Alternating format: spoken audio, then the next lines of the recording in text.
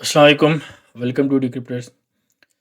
तो weekly review का आगाज़ करते हैं और उससे पहले बेसिकली आपको एक चीज़ मैं एक बता दूं। देखिए, ये मैंने एक वीडियो डाली थी ट्रेडिंग व्यू के सीक्रेट्स के ऊपर, ठीक है? और यहाँ पर मुझे कोई एक दो कमेंट्स आए और उनमें बेसिकली ये बोला गया कि थोड़ा सा वीडियो फास्ट है। सर देखिए, उसकी वजह ये है कि हमारा एक ग्रुप में एक कोर्स हुआ है रिसेंटली। तो कोई उसमें इंटरेस्टेड है तो ऑब्वियसली इनबॉक्स कर सकता है। रिकॉर्डेड लेक्चर्स हैं, इनबॉक्स कर सकते हैं आप। वहाँ पर बेसिकली 2.5 से 3 घंटे के ऊपर इसके ऊपर बात हुई है, ठीक है? अब वो ढाई 3 घंटे की जो नॉलेज है या जो डिटेल में चीज़ें हैं, वो यहाँ पर 10-15 मिनट के अंदर नहीं हो सकती। अगर आप ये चाहते हैं कि लॉन्गर वीडियोस बनाई जाए, मुझे कोई इश्यू नहीं है। आप नीचे कमेंट करें, बताएँ, शेयर करें, ठीक है? कोई मसला नहीं है, करते हैं। फ्री में करेंगे, कोई मसला नहीं है। अगर आप ये चाहते हैं कि शॉर्टर रहा जाए, तो फिर उसमें ये है कि आप थोड़ा-सा मैनेज करना पड़ेगा आपको, क्योंकि टाइम के अंदर चीज़ बतानी होती है ना। 2 चीज़ें हैं, चीज़ भी बतानी है और टाइम के अंदर बतानी है। बाकी उसके ऊपर और बात हो सकती है, अभी इसके ऊपर 2-3 वीडियो और बन सकती हैं ट्रेडिंग व्यू के ऊपर। बाकी ये फ्री ग्रुप है, सिर्फ़ आपने यहाँ पे क्लिक करके और जॉइन होना है, कोई फ़ीस नहीं है, कुछ भी नहीं है। यहाँ पे रोज़ के सिग्नल्स तो गारंटीड नहीं है, लेकिन ये बात है कि हफ़्ते के 2-3 आपको 4 सिग्नल आपको मिल जाएँगे। और जो बंदा नीचे कमेंट करेगा, इंशाल्लाह उसको वीआईपी के लिए पिक भी किया जाएगा। और किसी को अगर कोई सपोर्ट चाहिए हो तो वो इनबॉक्स कर सकता है, ठीक है? लेकिन इनबॉक्स वही बंदा करेगा जो अ, अपनी एक्टिविटी दिखाएगा फ्री ग्रुप के अंदर भी और कमेंट सेक्शन के अंदर भी, ठीक है? तो हर महीने एक बंदा हम पिक करेंगे और फर्स्ट टू फर्स्ट उसका रहेगा। बाकी अपने आप रिस्पॉन्स रखें और बताया करें इंशाल्लाह। चलिए वीकली रिव्यू स्टार्ट करते हैं। स्टार्ट करने से पहले बेसिकली मैं आपको कुछ चीज़ें बताना चाह रहा हूँ। फेड की एक मीटिंग हुई थी और उस मीटिंग के अंदर बेसिकली कुछ बातें हुई थी। लास्ट टाइम हमने आपको यही बताया था यार, कोई इतना कोई वो बातें नहीं हैं। उसके अंदर क्या होगा कि फेड जो है वो यही कहेगा कि इंटरेस्ट रेट जो है हम नहीं बढ़ा रहे और longer period of time hold करेंगे। तो बेसिकली जो प्रेस कॉन्फ्रेंस हुई है उसको थोड़ा सा डिस्कस कर लेते हैं। वो थोड़ा सा ना ज़रा इंपॉर्टेंट है। प्रेस कॉन्फ्रेंस में उन्होंने कुछ बातें की हैं, कुछ सवाल हुए, उनके जवाब दिए गए हैं। तो एक जर्नलिस्ट है वॉल स्ट्रीट का, उसने क्वेश्चन पूछा है कि आपने क्या यूएस 10 ईयर ऊपर चला गया, जो हमने वही बात की थी पहली वीडियो में, तो क्या आप अभी भी इंटरेस्ट रेट बढ़ाएंगे? तो उसने एक ही बात की है कि देखा जाएगा, ठीक है? और उसने इवन ये बात भी की है कि सिर्फ दिसंबर में नहीं, जनवरी में भी बढ़ा सकते हैं। तो असल में बात ये है कि वो क्लियर क्यों नहीं स्टेटमेंट देते? क्लियर अगर देते हैं ना, तो वो ये उनको मसला है कि 1970s में एक इशू हुआ था कि उन्होंने फेड ने कहा था, उस वक़्त के फेड ने, कि हम इंटरेस्ट रेट नहीं बढ़ा रहे। इन्फ्लेशन जो है पीक कर चुकी है। और जैसे ही उन्होंने ये बातें की तो मार्केट दोबारा ऊपर चली गई और इन्फ्लेशन दोबारा से वापस आ गई। तो उनको फिर बड़ा मसला हुआ था। तो वो डिले तो कर सकते हैं, लेकिन वो ये नहीं कह सकते कि आज हमने बंद कर दी, कल क्लोज़ कर दी, कल दोबारा ओपन कर देंगे, ठीक है? ये चीज़ें नहीं कर सकते। इससे उनकी जो परफ़ॉर्मेंस है उसके ऊपर मसला आएगा, ठीक है? उसके ऊपर बातें उठेंगी, तो वो ये चीज़ नहीं चाहते। तो एक तो ये बात हुई। दूसरी, उन्होंने पूछा गया रिसेशन का, उन्होंने कहा हम कोई रिसेशन एक्सपेक्ट नहीं कर रहे और उन्होंने रीज़न बताई कि जीडीपी ऊपर है, ठीक है? 4 पॉइंट समथिंग आया, तो जीडीपी पॉजिटिव है, हम रिसेशन एक्सपेक्ट नहीं कर रहे। लेकिन हमारा डिक्रिप्टर्स का व्यू से 180 डिग्री ऊपर अपोज़िट है, हम यही बात कर रहे हैं कि रिसेशन आएगा और डेफ़िनेट आएगा, ठीक है? अभी तक के लिए, नेक्स्ट साल का हम नेक्स्ट ईयर देखेंगे। अच्छा, काफ़ी लोगों का ये भी इशू है कि वो कहते हैं जी कि स्टॉक मार्केट क्रैश करेगी अगर रिसेशन आएगा। सर रिसेशन आएगा तब तक स्टॉक मार्केट क्रैश कर चुकी होगी। क्योंकि रिसेशन का मतलब क्या है? देखो, रिसेशन का मतलब ये है कि ज़्यादातर लोग चीज़ें अफ़ोर्ड ना कर पाएँ। और फेड ने अपने जो कॉन्फ्रेंस हुई है उसके अंदर स्टेटमेंट भी दिया है कि हमारे से मिसकैलकुलेशन हुई है और हम ये समझ रहे थे कि लोगों के पास पैसा ख़त्म हो चुका है और सेविंग ख़त्म हो चुकी हैं। क्योंकि देखिए, फेड बेसिकली यही चाहता है कि ज़्यादा लोग चीज़ें अफ़ोर्ड ना कर पाएँ, असल इन्फ्लेशन वही है, ठीक है? फिर उनको जो चीज़ वो ऑब्टेन करना चाह रहे हैं वो उनको मिल जाएगी। तो इसके अलावा जो है उन्होंने कुछ बात की थी अपना। अच्छा, ये चीज़ मैं आपको थोड़ा एक्सप्लेन कर दूँ, इसके पीछे रीज़न क्या है। देखो, कोई भी कंपनी है ना, उस कंपनी को चलाने के लिए 2 चीज़ें चाहिए। एक, उसको चाहिए उसकी जो भी वो चीज़ बना रही है उसके लिए इंग्रीडिएंट्स, गुड्स। दूसरा उसको चाहिए लेबर। अगर आपके पास रोबोटिक इंडस्ट्री भी है, सेमी रोबोटिक इंडस्ट्री भी है, उसके लिए भी आपको यार ह्यूमन चाहिए उसको ऑपरेट करने के लिए, ठीक है? तो अगर इन्फ्लेशन ऊपर है और चीज़ें इतनी महंगी हो गई हैं कि लोग अफोर्ड नहीं कर पा रहे, तो इसका क्या मतलब है? जो कंपनी वो चीज़ बनाना चाह रही है, उसको जो उसके इंग्रेडिएंट्स चाहिए वो उसको महंगे पड़ेंगे, ठीक है, पहली चीज़। दूसरा उसको चाहिए लेबर, वो लेबर भी उसको महंगी पड़ेगी, क्योंकि उस लेबर ने भी वो महंगी चीज़ अफोर्ड करनी है ना, तो उसके रेट भी ऊपर चले जाएंगे, ठीक है? तो फेड ये चाहता है कि ये चीज़ ना हो। अब इससे बेसिकली जीडीपी के ऊपर भी इफेक्ट पड़ता है, वो भी थोड़ा बता देता हूँ किस तरह पड़ता है। देखें, जब कॉस्ट जो है गुड की ऊपर जाएगी, लेबर की कॉस्ट ऊपर जाएगी, तो जो चीज़ बन कर निकलेगी मैन्युफैक्चरिंग, वो भी आपने जो उसमें आपके पैसे लगे वो भी आपने आवाम से पूरे करने हैं ना, पब्लिक से लेने हैं। तो वो मैन्युफैक्चरिंग जो प्रोडक्ट है वो भी आपको महंगी मिलेगी। जब वो महंगी मिलेगी तो कम लोग अफोर्ड कर पाएंगे, ठीक है? यानी कि अगर कोई चीज़ 10 रुपये की थी वो 15 की मिलेगी, 15 की थी तो 15 की हुई थी, ठीक है, 10 से फिर 20 की हो जाएगी, 25 की हो जाएगी। एक लेवल पे आके इस तरह हुआ कि काफ़ी ज़्यादा लोग उसको अफोर्ड नहीं कर पाएंगे और फेड वो चीज़ चाहता है, और बेसिकली वही रिसेशन है, ठीक है? अब इसकी वजह से स्टॉक मार्केट क्यों गिरती है ये भी समझ लो। स्टॉक मार्केट इसलिए गिरती है कि कंपनीज़ के मार्जिन होते हैं, उनके प्रॉफिट होते हैं। अगर उस कंपनी का पैसा लेबर को देते हुए ज़्यादा लग रहा है, उस कंपनी का पैसा कॉस्ट गुड सर्विसेज पे ज़्यादा लग रहा है, तो ज़ाहिर बात है यार उस कंपनी का जो मार्जिन है रेशो वो कम हो जाएगी, ठीक है? हो सकता है कि काफ़ी ज़्यादा लॉस भी उसका हो रहा हो। ये जो बैंक रन्स हो रहे हैं, ये बैंक्स को भी मसले आ रहे हैं, वो इसी वजह से आ रहे हैं कि उनकी इनकम कम है और उनके खर्चे ज़्यादा हैं, ठीक है? तो और भी रीज़न्स हैं, मतलब आपकी बॉन्ड्स के साथ और वो चीज़ें भी हैं, लेकिन मेन वजह एक ये भी है।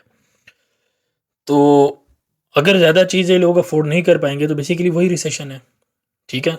अच्छा, अब इसका स्टॉक मार्केट के साथ क्या ताल्लुक है? स्टॉक मार्केट के साथ ये ताल्लुक है कि जब किसी कंपनी के क्या कहते हैं यार उसको, मार्जिन और प्रॉफिट कम होंगे, तो वो ज़्यादा बंदे निकालेंगे भी, और उसके साथ क्या होगा, उनकी जो प्रोडक्ट है वो कम बिकेंगे। जब प्रोडक्ट कम बिकेंगे तो जो अर्निंग होती है, यानी कि कितना एक कंपनी ने 2 महीने में, 3 महीने में, साल में बनाया, वो अर्निंग भी कम होगी, क्योंकि पैसे बेच कम रहे हैं ना।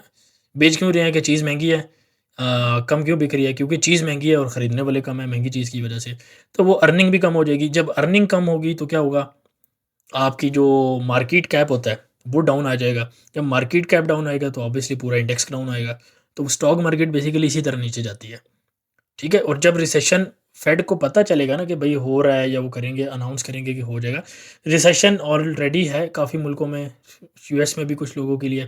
ज़ाहिर बात है कुछ लोग अफ़ोर्ड कर सकते हैं चीज़, उनके लिए रिसेशन नहीं है, जो कर सकते हैं उनके लिए रिसेशन है, ठीक है? तो जब वो अनाउंस करेंगे बेसिकली वही स्टॉक मार्केट का बॉटम है, ठीक है? इधर से स्टॉक मार्केट से बात शुरू हुई है तो इसी को लेके चल लेते हैं आगे, ठीक है? अ, अच्छा, उससे पहले एक चीज़ मैं डिस्कस कर लूँ, ये थी US 30 years, where is US 30। अच्छा, ये बेसिकली आप देखें तकरीबन 1 नवंबर को ये हमारे पास नीचे आती है मूव, और इसको क्यों समझा रहा हूँ, क्योंकि इसके आगे इवेंट भी हैं और इसका ताल्लुक गोल्ड और बाकी चीज़ों के साथ भी है। ये हमारे पास एक डाउन साइड मूव आई है, और टेक्निकली तो पुल बैक ही है, यानी कि रिट्रेसमेंट ही है। लेकिन अगर आप इसके अंदर एक चीज़ देखें, जो कि हमारे पास एक ये चार्ट है, इसको मैं थोड़ा-सा बैकग्राउंड जल्दी से चेंज कर लेता हूँ।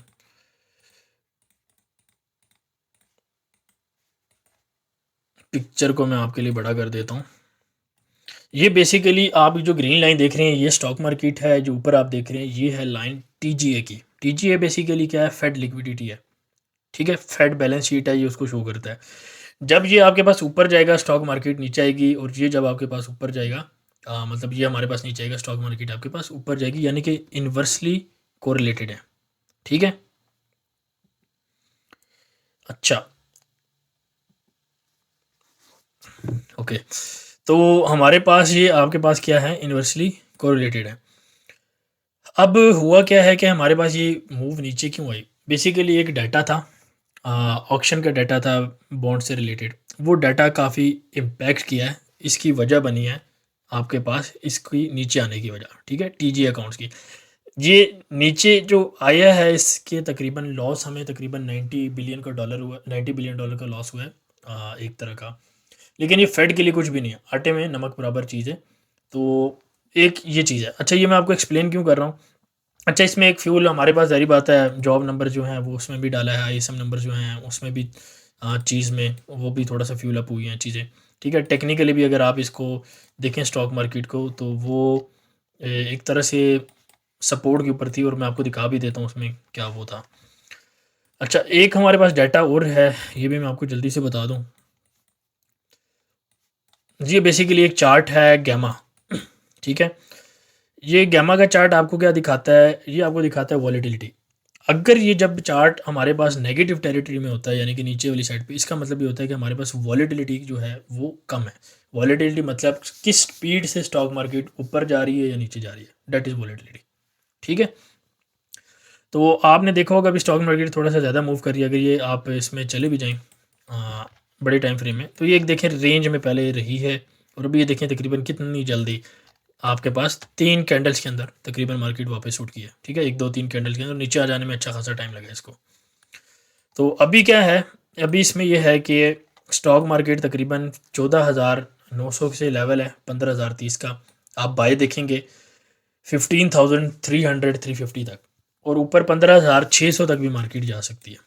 ठीक है, और ज़ाहिर बात है अगर मार्केट में चेंज आती है तो वो हम उसी हिसाब से ट्रेड लेंगे, लेकिन आपने पूछना होगा क्योंकि ये वीकली रिव्यू है हमारे पास। ठीक है, तो उसका टारगेट हमारा 15,600 है। इसी तरह S&P 500 हमारे पास जो है सेम, उसका भी आपके पास 4400 से 4450 आपका टारगेट है, और एंट्री आपके पास बन सकती है इस गैप के अराउंड, आपके पास एंट्री बन सकती है 4330 कर लें आप। ठीक है, ये आपके पास एंट्री बन जाएगी। ये चीज़ मैंने आपको क्यों बताई है गैमा के बारे में, बिल ऑक्शंस के बारे में, क्योंकि ये अगले वीक हमारे पास काफ़ी ज़्यादा ऑक्शंस और ये चीज़ें हमारे पास अवेलेबल हैं, और इनके अवेलेबल होने और काफ़ी बड़े अमाउंट में है। ठीक है, यानी कि 400 बिलियन, उसके बाद 70-80 बिलियन डॉलर, 45-24 डिफरेंट आपके पास बिलियन डॉलर्स की जो हैं वो हैं, और दे ट्यूसडे वेडनेसडे और थर्सडे 3 दिन। ठीक है, 3 दिन आपके पास अच्छी खासी वॉलेटिलिटी रह सकती है स्टॉक मार्केट के अंदर। अब नॉर्मली क्या होता है कि जब आपके पास बॉन्ड मार्केट ऊपर जा रही है तो स्टॉक मार्केट नीचे आती है। लेकिन लेकिन लेकिन लेकिन यहाँ पर एक कैच है। कैच ये है कि ये सिनेरियो तब होता है कि जब स्टॉक मार्केट से पैसा निकल कर बॉन्ड्स में आ रहा हो। क्यों? क्योंकि स्टॉक मार्केट को माना जाता है रिस्की और बॉन्ड्स को माना जाता है सेफ। ठीक है, तो रिस्की एसेट से निकल के पैसा आ रहा है स्टॉक मार्केट में, जो कि सेफ जगह है। लेकिन यहाँ पर अभी वो सिनेरियो नहीं है। तो ये डाटा जो आपको मैंने बताया है ऑप्शंस का आ सकता है, ये स्टॉक मार्केट को इस केस के अंदर सपोर्ट कर सकता है। क्यों कर सकता है? क्योंकि ये जो अभी हमारे पास अगर ऊपर मूव आती है इन एसेट्स के अंदर, तो ये सेफ हेवन वाले जो कॉन्सेप्ट है उसकी वजह से नहीं आ रही। ठीक है, इसका ताल्लुक रियल यील्ड के साथ है और दूसरी चीज़ों के साथ है। ठीक है, तो यहाँ से भी थोड़ा फंडामेंटली यहाँ से आपको सपोर्ट मिल सकता है स्टॉक मार्केट की आपको। और ऑब्वियसली ये जो आपको मैंने लेवल बताए हैं 350 का या 600 का, इनसे आप सेलिंग भी देख सकते हैं। ठीक है, यानी ये बाई का टारगेट है और यहाँ से आप सेलिंग भी देख सकते हैं। ज़ाहिर बात है अगर बाई का टारगेट है तो वहाँ पे कोई प्रॉफिट बुकिंग होगी तो थोड़ी मोटी सेल तो जनरेट होगी ना। ठीक है, नेचुरल सी बात है। तो इसको आप थोड़ा सा देख सकते हैं। और इसके अलावा जो है ज़ाहिर बात है अगर ये ऊपर जाता है, जैसे अभी मैं हम बात कर रहे थे, ऑक्शन की वजह से मार्केट दोबारा ऊपर जाती है, तो बेसिकली कुछ एक्सपेक्टेशन है कि वो थोड़ा सा डाटा आगे पीछे आ सकता है जिसकी वजह से ये दोबारा ये ऊपर चले जाएंगे। तो अगर ऐसा होता है तो इसका मतलब यही है कि डिक्सी डॉलर भी ऊपर जा रहा है। ठीक है, अच्छा एक और चीज़ सुन लें, जब 10 ईयर्स 2 ईयर्स 5 ईयर्स 30 ईयर्स ये जब अगर नीचे जाएंगे तो गोल्ड के ऊपर इफेक्ट पड़ेगा, वो नेगेटिव पड़ेगा, यानी कि गोल्ड को ऊपर जाना चाहिए। ठीक है, डिक्सी भी हमारे पास नीचे है, इसकी अब आपको पता है इसके नीचे आने की वजह से गोल्ड को ऊपर जाना चाहिए, लेकिन हुआ क्या है, यूरो ऊपर गया है, जीबी ऊपर गया है। अगर आप बाकी पेयर्स को भी देखें, एयूडी यूएसटी अगर आप देखें, क्या हुआ है, ये भी हमारे पास ऊपर गया, लेकिन गोल्ड हमारे पास ऊपर नहीं गया, गोल्ड हमारे पास रेंज कर रहा है। तो ये गोल्ड के अंदर वीकनेस शो करता है, ठीक है। तो इस पर्सपेक्टिव से हम थोड़ा सा देखेंगे कि गोल्ड थोड़ा सा नीचे आ सकता है, और प्रॉपर एरिया सेलिंग का जो रहेगा 2025 से लेके 2015 का एरिया रहेगा, और बाइंग का 45 के अराउंड रहेगा, ठीक है। 10-15 डॉलर ऊपर नीचे ये आपके पास बाइंग एरिया रहेगा, और फिर टीपी इंशाल्लाह बाद में बात करते हैं। शॉर्टर टाइम फ्रेम के अंदर 1972 का वही एक रिट्रेसमेंट आ सकती है, तो देख सकते हैं सेलिंग वगैरह, ठीक है। इसके अलावा जो है आपके पास अच्छा, इस वीकेंड में ना हमारे पास काफ़ी बैंक्स की स्पीचेज़ हैं, और इसमें हमारे पास बैंक ऑफ जापान की भी स्पीच है, उसका वही सिनेरियो जो आपको बता चुके हैं।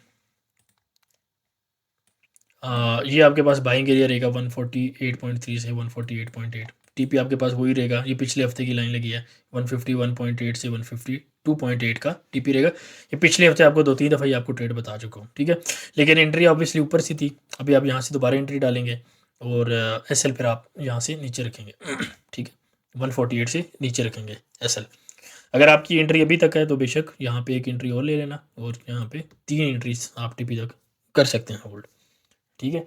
और ये यूएसटी जेपीवाईबी फिर आपका मैच कर रहा है यूएस 330 के साथ, 10 ईयर्स के साथ, 5 ईयर के साथ, डिक्सी के साथ आपका मैच कर रहा है। अच्छा, मेजर पेयर के अंदर, यूरो के अंदर, जीबी के अंदर हम सेल के अंदर हैं, ठीक है। आपको मैंने ये बताया था चैनल का ब्रेकआउट होता है, आपने सेल लेना, अदरवाइज आपने रेजिस्टेंस से सेल लेना है। रेजिस्टेंस कहाँ पे बनी है,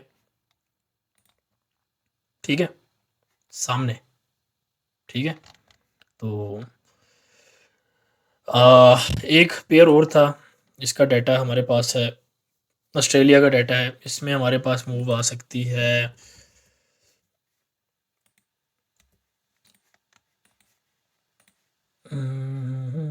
जी, आपके पास मूव आ सकती है। अच्छा, यहाँ से आप सेल देख सकते हैं 0.6555 से, ठीक है। इस एरिया से आप सेल देख सकते हैं, और रिट्रेसमेंट एक सेल आ सकती है, और प्रॉपर नीचे सेल भी आ सकती है। अच्छा, ये मार्केट क्या एक्सपेक्ट कर रही है, 60% कह रही है कि शायद रेट हाइक बढ़ जाए, तो मेरा व्यू इसके ऊपर न्यूट्रल ही है, ठीक है। सेटअप मिलेगा तो ट्रेड करेंगे इंशाल्लाह, बाकी सेटअप मैंने आपको बता दिया। नीचे से आप बाई भी ले सकते हैं, जब तक ये लेवल हिट नहीं होता बाई भी आप ले सकते हैं, और ये आपका टीपी हो जाएगा, और अगर ये लेवल पहले आ जाता है तो फिर आप सेल देख लेंगे, ठीक है। तो 2 वे ट्रेड बता दिए। इसी तरह जीबीपी यूएसटी के अंदर, यूरो यूएसटी के अंदर भी सेम सिनेरियो है। आप यहाँ से नीचे आता है तो बाई देख सकते हैं, ठीक है, 1.08 तक, और वहाँ से फिर आप सेल देख सकते हैं, ठीक है। जीबी के अंदर भी आपके पास 1.245 1.25 का लेवल है, नीचे आता है तो बाय इस लेवल तक, अगर ये लेवल पहले आ जाते हैं तो फिर सेल, ठीक है। सिंपल तरीन ट्रेड है। एक पेयर मैंने आपको और बताया था यूरो एयूडी का, ठीक है। ये आपको मैंने 1.64 का लेवल आपको बताया था, और 1.64 जो है तकरीबन जी आपके पास लेवल लगा था, ठीक है। सेम ट्रेड है, अभी ट्रेड आपको ले लेनी चाहिए, अगर नहीं ली तो दोबारा भी आप ले सकते हैं, ठीक है। लेकिन हम कपल लॉट के साथ, क्योंकि मूवमेंट आ चुकी है इसके अंदर। और अच्छा, ये मैं आपको बता रहा था, देखें सिर्फ हमारे पास इसकी स्पीच नहीं है, हमारे पास पवल भैया की स्पीच भी है, हमारे पास बेली की स्पीच भी है, ठीक है। और हमारे पास इवन जो यूरोपियन बैंक वाला है, जो क्रिस्टीन लिगार्ड है, उसकी स्पीच भी है। तो डिफरेंट सेंट्रल बैंकर्स की स्पीच है इस दफ़ा, ठीक है। एक डाटा हमारे पास ये जीबीपी का है। जीबीपी में जो है, जो नॉर्मल जीबीपी का डाटा है वो थोड़ा सा अनचेंज आ सकता है, यानी कि इतना ज़्यादा फ़र्क नहीं आएगा, लेकिन एडवांस जीडीपी जो है वो थोड़ा सा नेगेटिव साइड पे आ सकता है, ठीक है। तो इसको थोड़ा सा आप देख लें। उसके अलावा एक पेयर और है जर्मन 40, इसको भी आप बाय में देख सकते हैं, ठीक है। यहाँ से अगर आपको बाय मिलती है तो आप देख सकते हैं, वही 15,300 और 15,600 का लेवल है, सेम एज नेस्डैक, ठीक है। वैल्यूज भी इसकी तकरीबन सेम ही है। हाँ, इसके अलावा यूरो का बता दिया है, जीयू का बता दिया है। अच्छा, बीएनबी आपको मैंने एक ट्रेड दी थी, 230 का आपको टारगेट दिया था, बाद में आपको 234.5 का भी आपको टारगेट ग्रुप में बता दिया था। ग्रुप आपने कहाँ से ज्वाइन करना है, ये, ठीक है। तो बिटकॉइन भी, अच्छा ये अभी ऊपर जा सकता है, 250 तक जा सकता है बीएनबी, अगर किसी ने होल्ड किया। बिटकॉइन ऊपर जा सकता है 37-38 तक, वहाँ से सेल आनी चाहिए, ठीक है। तो प्रॉपर सेटअप भी इंशाल्लाह दे देंगे, डिपेंड करता है कितना लाइक और सपोर्ट हमारे पास चलता है। अच्छा, एक ट्रेड और है, डेट इज़ GTC। ये GTC आपके पास तकरीबन 1.04 तक, ठीक है, यहाँ पे आपके पास जा सकता है, तो आप यहाँ पे इसको बाई कर सकते हैं। यहाँ पे नीचे से कहीं से 1 के नीचे मिल जाए तो आप इसको बाई कर सकते हैं। अच्छा, आपके पास एक अपॉर्चुनिटी आ जाएगी। ऑयल का आपको मैंने बताया था कि 77-76 टारगेट है। अच्छा, ऑयल का ना कुछ एक लोग बंदों का मैसेज आया था कि यार ऑयल ऊपर क्यों नहीं जा रहा। सर, क्या मसला है आप लोगों को? जब ऊपर का बताया था उस वक्त हमने बाई नहीं ली, जब नीचे का बताया उस वक्त सेल नहीं ली। क्या करते हैं आप लोग? ऑयल देखें, रशिया यूक्रेन के वक्त ये हुआ था कि रशिया ना ऑयल का प्रोड्यूसर है सबसे बड़ा, यूक्रेन का भी ऑयल के साथ लिंक है। तो ऑयल वॉर की वजह से नहीं, उस वजह से सप्लाई डिमांड की वजह से फ़र्क पड़ा। अभी जो वॉर चल रही है ना फ़लस्तीन, गज़ा, इसराइल की, ये ना कोई ऑयल का सब इम्पोर्ट कर रहा है, मतलब कोई उसको प्रोड्यूस नहीं कर रहा, तो उस पर कोई इतना इफेक्ट नहीं पड़ता। ठीक है, हाँ, कोई न्यूज़ आती है तो उसकी वजह से एक आधी स्पाइक ज़रूर लगती है। बहरहाल कोई प्रॉपर इस पर इफेक्ट नहीं पड़ता। जब तक मामला एस्केलेट नहीं करता तब तक फ़र्क नहीं पड़ेगा। मामला कैसे एस्केलेट करेगा? ईरान की वजह से। ये सैटरडे का एक स्क्रीनशॉट है। ये मैंने एक बात सिर्फ की, wanted to say something Iran, बस मैंने इतनी बात की। और ये पहले भी मैं ग्रुप्स में, ऑडियोज़ में डिफरेंट जगह पे कर चुका हूँ, वीडियो में पहले भी कर चुका हूँ। इवन नवंबर की पहली वीडियो में मैंने आपको कहा था कि मामलात एस्केलेट करेंगे, और वो मामलात अभी एस्केलेट हो रहे हैं। ठीक है, क्योंकि हिजबुल्ला ने अभी फ्राइडे को भी स्पीच दी है और उन्होंने कुछ बातें की हैं कि आपके जो US है वो अपनी औकात में रहे, ये हमारे मसले हमें हल करने दिए जाएँ। उन्होंने अभी एक जगह पे और भी अटैक किया है US की बेस में, आई थिंक इराक में हुआ है। तो ये मामलात हैं, तो इसके ऊपर नज़र रखें। 77-76 टारगेट है, डेफ़िनेटली है। और ये एक चीज़ है। अच्छा, एक और चीज़, अभी मार्केट ओपन है, नहीं हुई, तो आप मार्केट को, जो US की स्टॉक मार्केट है, यानी कि नैस्डैक, S&P 500, इनको गैप अप और डिक्सी को आप गैप डाउन होता हुआ थोड़ा सा देख सकते हैं। ठीक है, गोल्ड के ऊपर फ़िलहाल कोई कमेंट नहीं है, गोल्ड ओपन होगा तो उसके बाद उसको देखेंगे। आई थिंक यही ट्रेड्स थी, ठीक है, जो मोस्टली एक हमारे पास थी ट्रेड्स। इसके अलावा आई डोंट थिंक कोई ट्रेड है।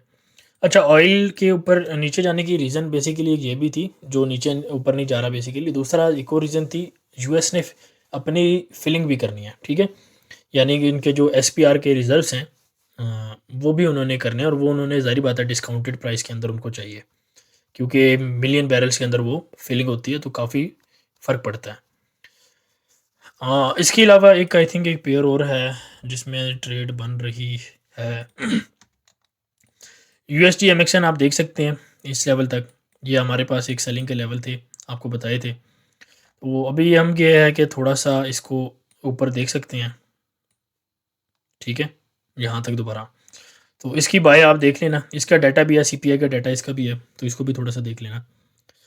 तो बाकी आई थिंक सारा कुछ आपको मैंने कवर कर दिया। अच्छा, एक न्यूज़ आई थी अभी, इसको कवर कर लेते हैं।